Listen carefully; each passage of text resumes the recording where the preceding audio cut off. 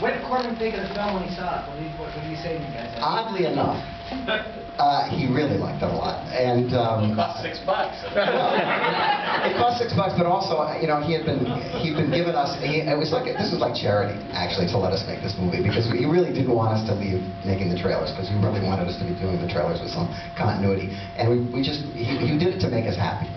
And I think, on one hand, John Davis had told me once that he'd sort of written it off already, figuring that it was going to be unreleasable, because he probably didn't know what we were doing. And when he saw it, he was very pleasantly surprised, and he was actually laughing, and he had a good time, until he got to that one scene where Candy started talking about the movies, and he said, whoa. It's not that bad.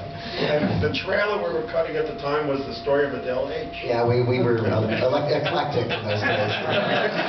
But we, as you can see, you know, we day for nothing, so we got something out of it. I've seen the trailers. Yeah, well, the trailers were, they don't make trailers like that anymore. How close did you stick to the script? Is that pretty close. We stuck pretty close to the script, although there's a lot of ad-libbing, and there's scenes that were sort of improvised on the spot.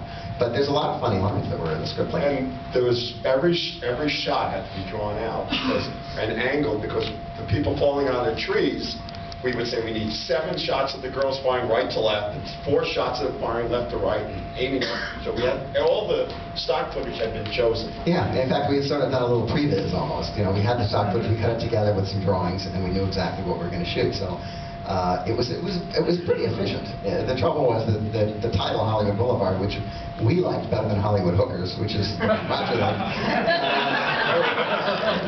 We thought, well, we want the classy title.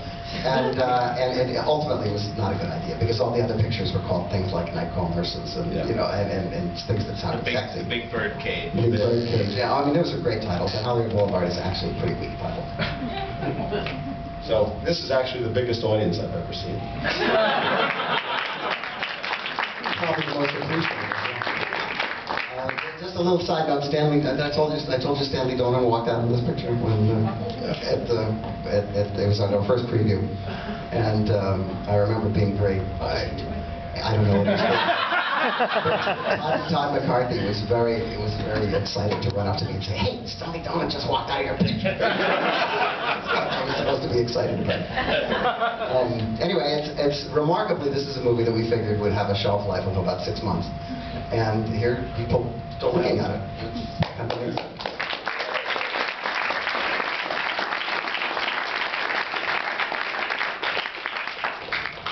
Anything, Dick? Nothing. Dick is a man of few words. At what point did he walk out in the movie? Which scene? It was actually when Tara Strohmeyer was in the hammock, hitting herself. Which I was kind of astonished, because I thought, well, geez, if there's any single movie as good as that one. And actually, Jonathan and I shared a house with Tara and John Kramer. John Kramer, who was the guy who robbed the bank. Yeah. And was in the trailer for Cover Girl Models. Yeah. For people who remember those things. But anyway, we obviously don't want to keep you all night. But I just wanted to, since Dick's not going to tell out, that when I first met Dick, he came to read for Night Call Nurses, the classic, and he came in and the first thing he said was, I don't do reading so good. I'm not so good at auditions. He did the audition, and he said, "See, I told you. But hire me, and I'll do a good job for you." But he said, "But I'm not bringing my own wardrobe." Roger always had asked you to bring your own wardrobe. I'm not bringing my own wardrobe. He's got to give me some clothes and stuff. And I hired him. It was great.